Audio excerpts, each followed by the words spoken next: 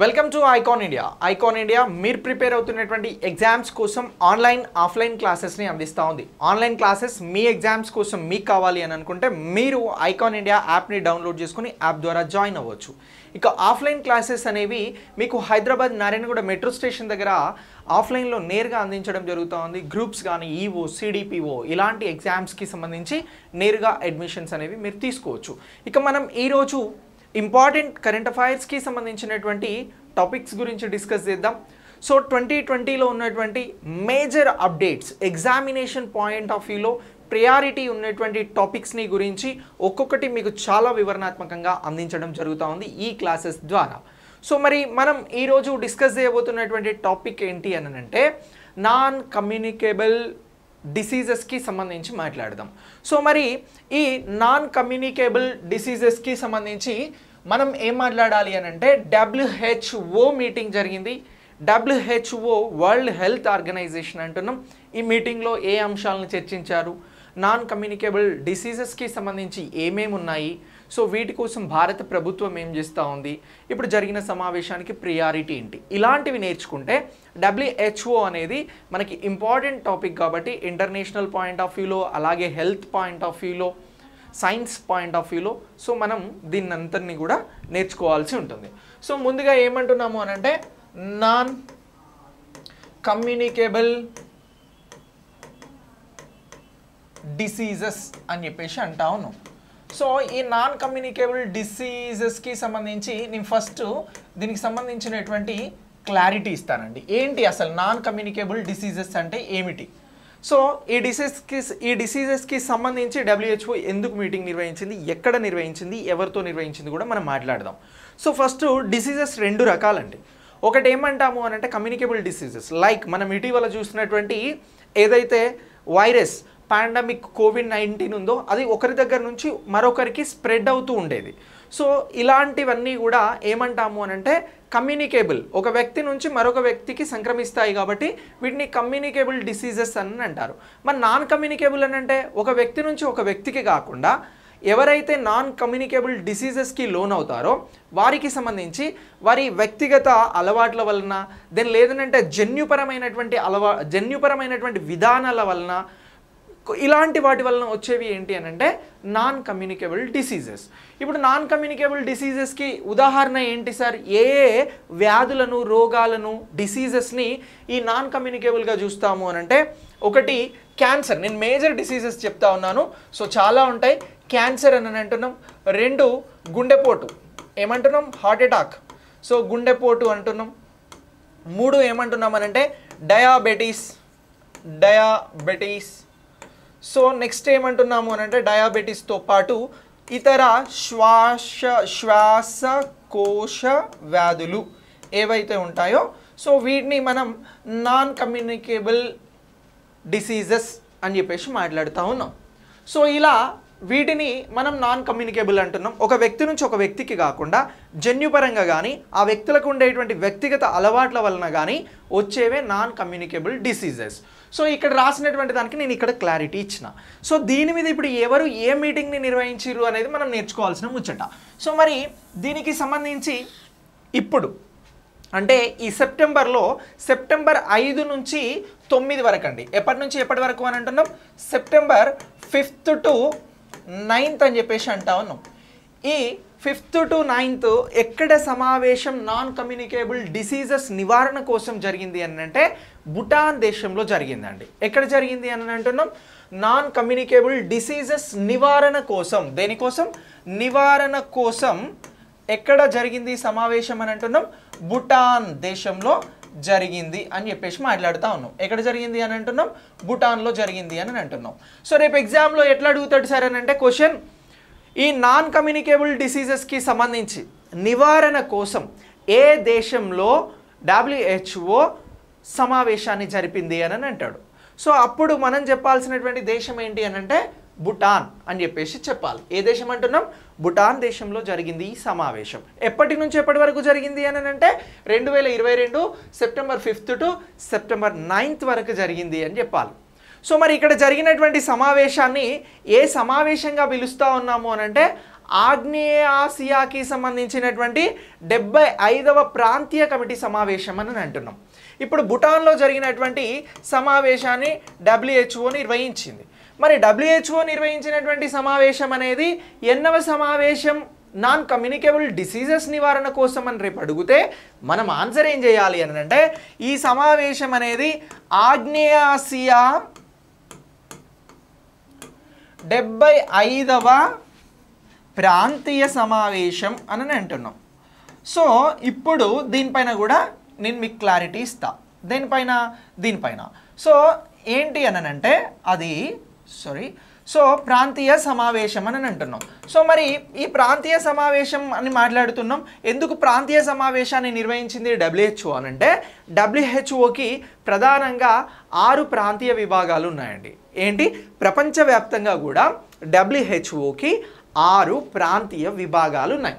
అందులో ఒకటే ఈ ఆగ్నేయ ఆసియాకి సంబంధించినటువంటి విభాగం. సో ఇప్పుడు ఆగ్నేయ ఆసియాకి సంబంధించి 75వ ప్రాంతీయ సమావేశం నాన్ కమ్యూనికేబుల్ డిసీజెస్కి సంబంధించి భూటాన్లో సమావేశం అనేది నిర్వహించడం జరిగింది. మరి ఇలా నిర్వహించినటువంటి ఈ సమావేశంలో ఇండియా భాగస్వామ్య కాదా అని చెప్పేసి కూడా అడగచ్చు. సో అడిగితే ఎస్, ఇండియా అనేది ఇందులో భాగస్వామి అని అంటున్నాం. మరి ఇండియా భాగస్వామిగా ఉంది. ఈ ఆగ్నేయ ఆసియాకి సంబంధించినటువంటి WHO ప్రాంతీయ సమావేశం 75వ సమావేశం అని అంటున్నాం.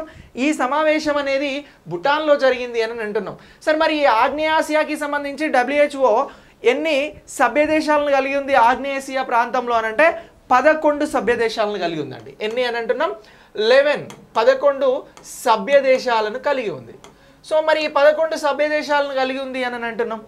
మరి ఈ WHOకి సంబంధించి ఆగ్నేయ ఆసియాకి సంబంధించినటువంటి ప్రాంతానికి ప్రధానమైనటువంటి కార్యాలయం ఎక్కడుంది అని కూడా అడుగుతారు. అడిగితే మనం ఏం చెప్పాలి అని అంటే మన ఇండియాలోని న్యూఢిల్లీలో ఉంది.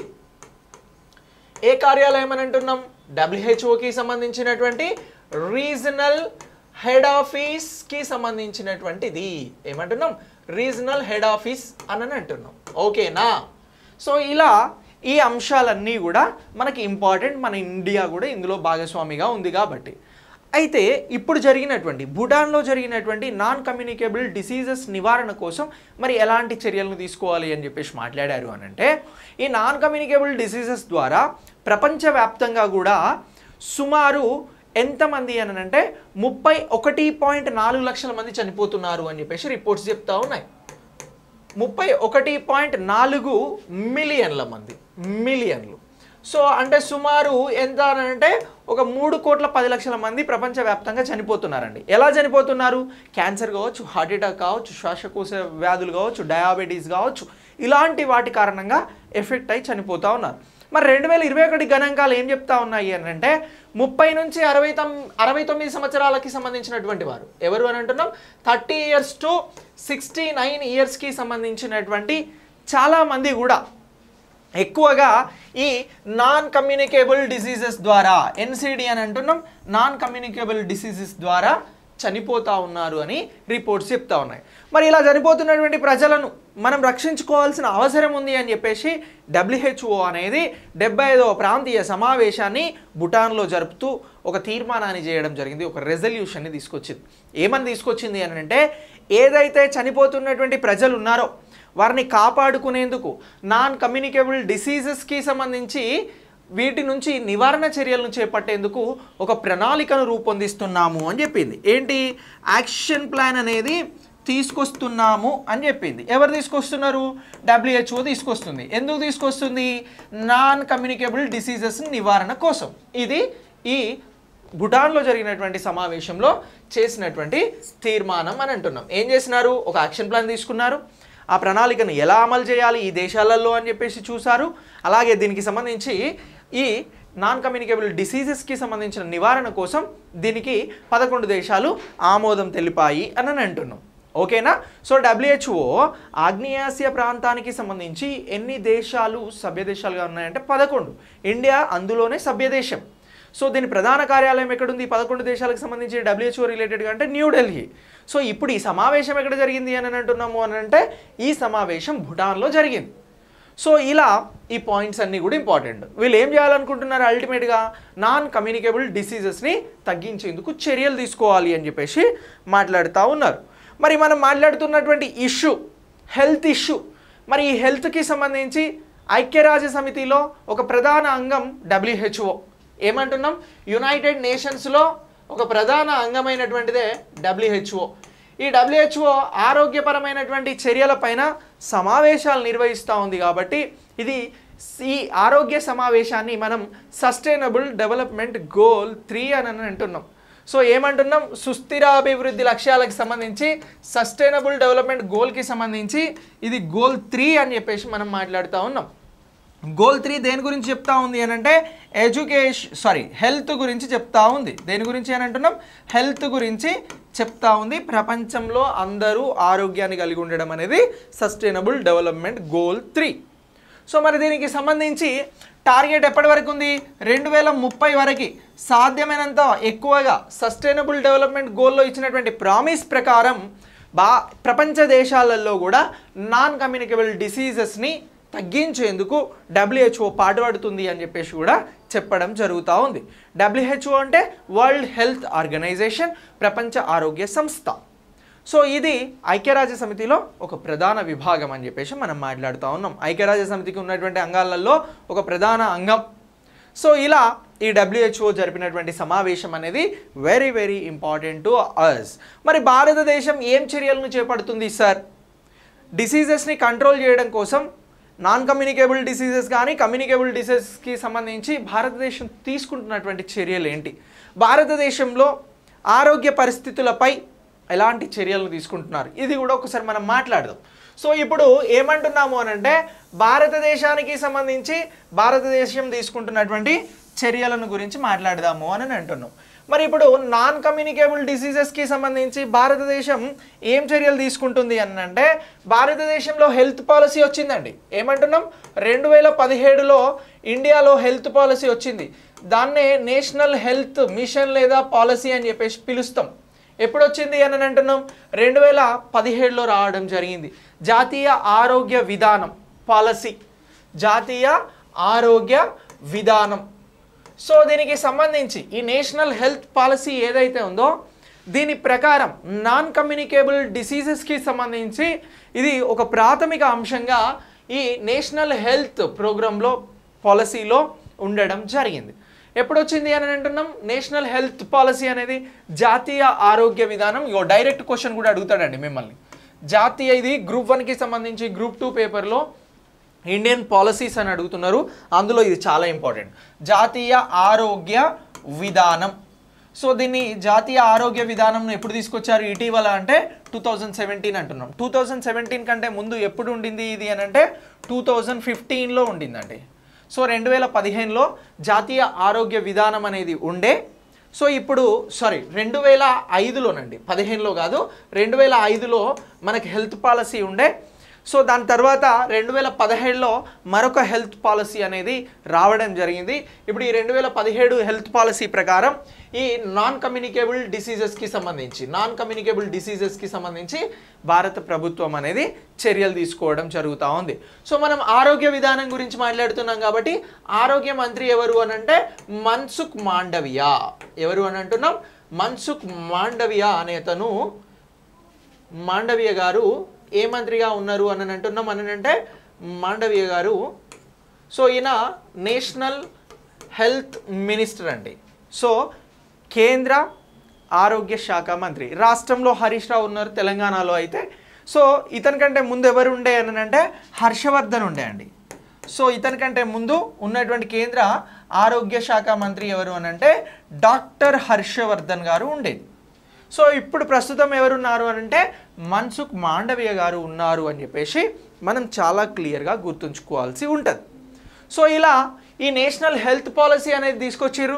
అలాగే భారతదేశంలో ఆయుష్మాన్ భారత్ అని చెప్పేసి మరొక పథకాన్ని తీసుకురావడం జరిగింది.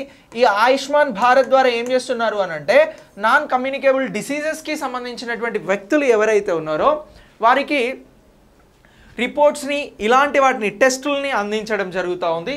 సో ఇలా ఈ నాన్ కమ్యూనికేబుల్ డిసీజెస్కి సంబంధించి ప్రస్తుతం 2022లో మీటింగ్ జరిగింది, సెప్టెంబర్లో భూటాన్లో జరిగింది. ఇది ఆగ్నేయ ఆసియాకి సంబంధించి 75వ ప్రాంతీయ సమావేశం. ఈ సమావేశంలో నాన్ కమ్యూనికేబుల్ డిసీజెస్ గురించి మాట్లాడినారు అనేటువంటి అంశాలను మనం చాలా క్లియర్గా గుర్తుంచుకోవాల్సి ఉంటుంది. 11 సభ్య దేశాలతో WHO ప్రాంతీయ సమావేశం అనేది జరిగింది. ఇది ఆగ్నేయ ఆసియా అంటున్నాం. ఆగ్నేయ ఆసియా కూటమిలోనే భారతదేశం WHO తరపున ఉంది. సో ఓకేనా. సో ఇలా ఈ అన్ని అంశాలని కూడా మనం అప్డేట్ చేసుకోవాల్సి ఉంటుంది ఈ టాపిక్లో. ఇక మనం నెక్స్ట్ టాపిక్ కూడా డిస్కస్ చేద్దాం. నెక్స్ట్ టాపిక్ ఏంటి అని అంటే లింగ మార్పిడి వ్యక్తులు, ట్రాన్స్జెండర్స్. సో ఈ లింగ మార్పిడి వ్యక్తులకి సంబంధించి ఇటీవల సుప్రీంకోర్టు ఆదేశాలు ఇవ్వడం జరిగింది. సో ఇప్పుడు ఏమంటున్నాం, లింగ మార్పిడి వ్యక్తులు, ట్రాన్స్జెండర్స్ అని అంటున్నాం. లింగ మార్పిడి వ్యక్తులు.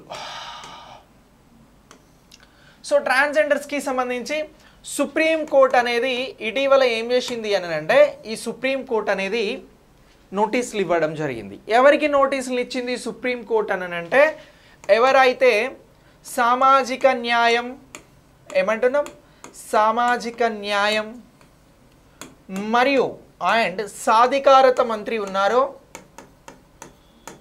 సాధికారత మంత్రి అని అంటున్నాం. ఎవరున్నారు సామాజిక న్యాయం సాధికారత మంత్రి అని అంటే డాక్టర్ వీరేంద్ర కుమార్ ఉన్నారండి. ఎవరు అంటున్నాం, డాక్టర్ వీరేంద్ర కుమార్.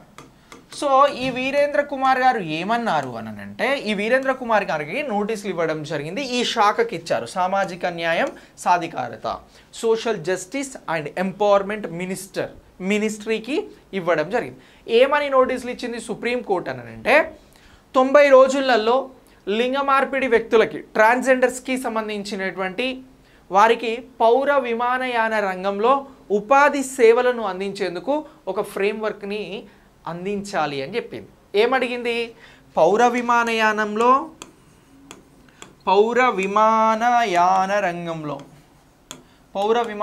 రంగంలో ఎవరికి అని అంటున్నాం, ట్రాన్స్జెండర్స్కి ఉపాధిని అందించేందుకు ఫ్రేమ్వర్క్ని ఇవ్వాలి 90 డేస్లో అని చెప్పింది. ఒక ప్రణాళికని ఇవ్వాలి అని చెప్పేసి, ఫ్రేమ్వర్క్ను ఇవ్వాలి అని చెప్పేసి ఈ శాఖను కోరింది. ఎవరు కోరిరు, సుప్రీంకోర్టు కోరింది. ఇప్పుడు 90 రోజులలో సామాజిక న్యాయం మరియు సాధికారత మంత్రిత్వ శాఖ ఏదైతే ఉందో ఇది పౌర విమానయాన రంగంలో ట్రాన్స్జెండర్స్కి ఉపాధిని కల్పించేందుకోసం మేము ఈ పనులను చేస్తాము అని చెప్పేసి రిపోర్ట్ని ఇవ్వాల్సి ఉంటుంది. సార్ మరి ఎందుకు సార్ ఈ పౌర విమానయాన రంగంలో ట్రాన్స్జెండర్స్కి మనం ఉపాధిని కల్పించాలి అని అంటే ట్రాన్స్జెండర్స్ కోసం ఒక చట్టం వచ్చిందండి. ఏమంటున్నాం, ట్రాన్స్జెండర్స్ కోసం ఒక చట్టం వచ్చింది. ఎప్పుడు వచ్చింది ఈ చట్టం అని అంటే 2019లో చట్టం రావడం జరిగింది. ఎవరిది అని అంటే లింగ మార్పిడి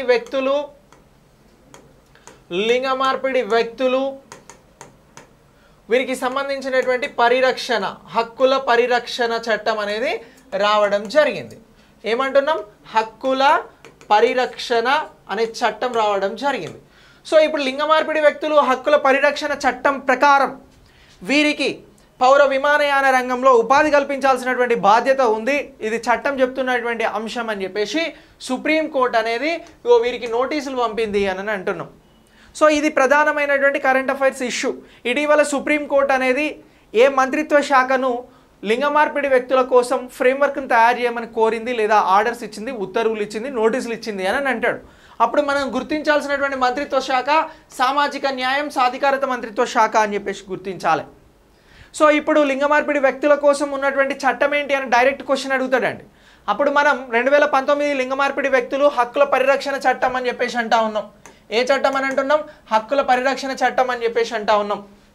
సో మరి దీనికి సంబంధించి ఈ చట్టం కంటే ముందు లింగ మార్పిడి వ్యక్తుల గురించి మరొక 2 అంశాలు మాట్లాడదాం మనం. ఏంటి అని అంటే లింగ మార్పిడి వ్యక్తులు అనేవారు ట్రాన్స్జెండర్స్ ఎవరైతే ఉన్నారో వీరికి సంబంధించి ఉద్యోగాలలో రిజర్వేషన్స్ ఇవ్వాలి అనేటువంటి రాజ్యాంగ నిబంధనలు ఏం లేదండి.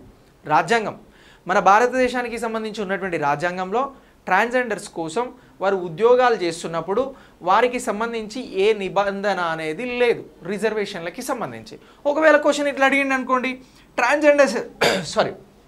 ట్రాన్స్జెండర్స్కి ఉద్యోగ నియామకాలలో రాజ్యాంగానికి సంబంధించిన నిబంధనలు ఏమైనా ఉన్నాయా అని చెప్పేసి అడుగుతాడు. అడిగితే లేవండి. సో రాజ్యాంగం ఏం నిబంధనలు చెప్పలే. కానీ ఈ లింగ మార్పిడి వ్యక్తులకి సంబంధించిన ఉపాధిని కల్పించేందుకు, వారు రిజర్వేషన్లు కొనసాగించేందుకు 2019లో ఒక చట్టం భారత ప్రభుత్వం తీసుకొచ్చింది. అదే లింగ మార్పిడి వ్యక్తుల చట్టం, హక్కుల పరిరక్షణకి సంబంధించి. ఈ చట్టం ఎప్పుడు వచ్చింది అని డైరెక్ట్ అడుగుతాడు, 2019. మరి ఇప్పుడు వీళ్ళకి రిజర్వేషన్లు అని అంటున్నాం. రిజర్వేషన్లు కల్పించాలి అనేది రాజ్యాంగంలో నిబంధన లేదు. కానీ రిజర్వేషన్ల కోసం ఏమైంది అని అంటే ఒక కేసు అనేది రావడం జరిగిందండి 2014లో.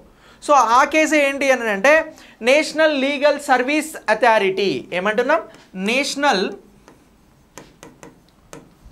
Legal cell service authority versus union of India, union of India. ఇగో ఈ కేసులో సుప్రీంకోర్టు ఒక తీర్పు ఇచ్చిందండి. ఎవరిచ్చారు? సుప్రీంకోర్టు ఒక తీర్పు ఇచ్చింది. ఏమని తీర్పిచ్చింది అని అంటే రాజ్యాంగంలో ట్రాన్స్జెండర్స్కి, లింగ మార్పిడి వ్యక్తులకి ఉద్యోగ రిజర్వేషన్ల కోసం నిబంధనలు లేవు. కానీ ఎవరైతే లింగ మార్పిడి చేసుకున్నటువంటి వ్యక్తులు ఉన్నారో, ట్రాన్స్జెండర్స్ ఉన్నారో, వారికి ఓబీసీలో ఎక్కడ అని అంటున్నాం, అదర్ బ్యాక్వర్డ్ క్లాసెస్కి సంబంధించిన ఈ కేటగిరీ ప్రకారం ఉద్యోగ నియామకాలలో రిజర్వేషన్లు ఇవ్వాలి అని చెప్పింది. ఎవరు చెప్పారు? సుప్రీంకోర్టు తీర్పు చెప్పింది. దీనికి సంబంధించి ఏమైనా రాజ్యాంగం చెప్పిందా అని అంటూనే లేదు, రాజ్యాంగం చెప్పలా, సుప్రీంకోర్టు చెప్పింది. ఏ కేసులో ట్రాన్స్జెండర్స్కి సంబంధించి ఓబీసీలుగా గుర్తించాలి అని చెప్పారు అని అంటే అప్పుడు ఇది important, national legal cell service authority versus union of India అనేది చెప్పినటువంటి కేసు అనేది ఇంపార్టెంట్. సో ఇప్పుడు ఈ కేసు ఎప్పుడు అని అంటున్నాం, 2014లో అంటున్నాం. ఇక మరి ఈ 2014 తర్వాత 2019లో వీళ్ళ కోసం చట్టమే వచ్చింది. ఎవరి కోసం? ట్రాన్స్జెండర్స్ కోసం. ఈ వచ్చిన చట్టం ఏం చెప్తా ఉంది అని అంటే రిజర్వేషన్లు ఓబీసీలోనే కొనసాగించాలని చెప్పింది. ఇక దాంతోపాటు వీరికి ఉపాధి కల్పించడం, విద్యను అందించడం, ఆరోగ్యాన్ని అందించడం, పునరావాసాన్ని అందించడం, ఇలాంటి అంశాలపైన ఫోకస్ చేయాలి అని కూడా చెప్పింది. ఎవరు చెప్పారు? చట్టం చెప్పింది. సో ఇప్పుడు ఈ చట్టాన్ని బేస్ చేసుకొని సుప్రీంకోర్టు ఏమంటుంది, పౌర విమానయాన రంగంలో కూడా ఉపాధిని కల్పించాలి ట్రాన్స్జెండర్స్కి, దానికి సంబంధించిన ఫ్రేమ్వర్క్ని ఇవ్వండి అని చెప్పేసి సోషల్ జస్టిస్, సామాజిక న్యాయం సాధికారత మంత్రిత్వ శాఖను కోరింది అని అంటున్నాం. ఓకేనా? సో ఇలా ఇది వెరీ వెరీ ఇంపార్టెంట్. సో ఇప్పుడు మనం ట్రాన్స్జెండర్స్ గురించి మాట్లాడుతున్నాం కాబట్టి ఇంకో 4 పాయింట్స్ అడిషనల్గా నేర్చుకుందాం. సో నేర్చుకోవడంలో మనకి ఎక్కువ నాలెడ్జ్ వస్తుంది. ఏంటి అని అంటే 2011 జనాభా లెక్కల ప్రకారం ఏమంటున్నాం, 2011లో సెన్సస్ పాపులేషన్కి సంబంధించినటువంటి లెక్కలు జరిగినాయి కదా, జనాభా లెక్కల ప్రకారం ఈ ట్రాన్స్జెండర్స్ జనాభా ఎంత అని అంటే ఇగో 4,88,000 అండి. ఎంత అని అంటున్నాం? 4,88,000, 4.88 lakhs. సో మరి వీరికి సంబంధించి చదువుకుంటున్నటువంటి వారి శాతం ఎంతుంది, విద్యావంతుల శాతం ఎంతుంది, ఉద్యోగుల శాతం ఎంతుంది, గ్రామీణ ప్రాంతాలలో వీళ్ళ పర్సెంటేజ్ ఎలా ఉంది అని అంటే సో వీరికి సంబంధించి విద్యావంతులు 46% ఉన్నారండి. సో ఏమంటున్నాం, 46% విద్యావంతులు, ఎడ్యుకేటెడ్కి సంబంధించినటువంటి వారు ఉన్నారు. 66% ఎవరున్నారు అని అంటే 66% గ్రామీణ ప్రాంతాలలో ఉన్నటువంటి వారు ఉన్నారు, లింగ మార్పిడి వ్యక్తులు. సో అలాగే ఇంకొక క్వశ్చన్ ఏంటి అని అంటే లింగ మార్పిడి వ్యక్తులలో ఏ రాష్ట్రం టాప్లో ఉంది, ఏ రాష్ట్రంలో ఎక్కువ మంది ట్రాన్స్జెండర్స్ ఉన్నారు అని అంటే ఉత్తరప్రదేశ్ అండి. ఎక్కడున్నారు అని అంటున్నాం, యూపీలో ఎక్కువ మంది ట్రాన్స్జెండర్స్ ఉన్నారు. ఈ యూపీ తర్వాత ఎక్కువ మంది ఉన్నది ఇక్కడ అని అంటే ఆంధ్రప్రదేశ్, ఉమ్మడి ఆంధ్రప్రదేశ్ అని చెప్పారు. ఇది 2011 జనాభా లెక్కల ప్రకారం. మళ్ళీ సెన్సస్ లెక్కలు జరుగుతాయి, ఇవన్నీ మారుతాయి, కానీ ఇప్పుడున్నటువంటి సమాచారానికి ఇదే ప్రామాణికం. సో ఇలా ఈ అంశాలను కూడా గుర్తుంచుకోవాల్సి ఉంటుంది. ఇది ట్రాన్స్జెండర్స్కి సంబంధించినటువంటి ఇష్యూ పైన సుప్రీంకోర్టు ఇచ్చినటువంటి నోటీసులకి సంబంధించినటువంటి అప్డేట్ అని చెప్పేసి మనం మాట్లాడుతూ ఉన్నాం. సో ఇక మరి లింగ మార్పిడి వ్యక్తులకి సంబంధించి టాప్లో ఉన్నటువంటిది ఉత్తరప్రదేశ్, తర్వాత ఉన్నది ఆంధ్రప్రదేశ్ అంటున్నాం. మరి ఈ లింగ మార్పిడి వ్యక్తుల విధానాన్ని ప్రోత్సహించేందుకు, వారిని గుర్తించేందుకు, వారి హక్కులను రక్షించేందుకు ఏ రాష్ట్రం మొదటి నుంచి చొరవ తీసుకుంటా ఉంది అని అంటే కేరళ రాష్ట్రం చొరవ తీసుకుంటా ఉందండి వీళ్ళకి సంబంధించి. ఎవరు అని అంటున్నాం, కేరళ రాష్ట్రం వీరి కోసం చొరవ తీసుకుంటుంది. ఈ ట్రాన్స్జెండర్స్కి సంబంధించినటువంటి వ్యక్తులను దత్తత తీసుకోవచ్చు అని చెప్పిన రాష్ట్రం కూడా కేరళ రాష్ట్రం అని చెప్పేసి మనం గుర్తించాల్సి ఉంటుంది. ఎవరు అని అంటున్నాం, కేరళ రాష్ట్రం అనేది ట్రాన్స్జెండర్స్ వ్యక్తులను దత్తత తీసుకోవచ్చు అని చెప్పేసి చెప్పింది. 2016 నుంచి కూడా కేరళ రాష్ట్రంలో ట్రాన్స్జెండర్స్ వ్యక్తుల కోసం అద్భుతమైన కార్యక్రమాలను చేపడతా ఉన్నారు.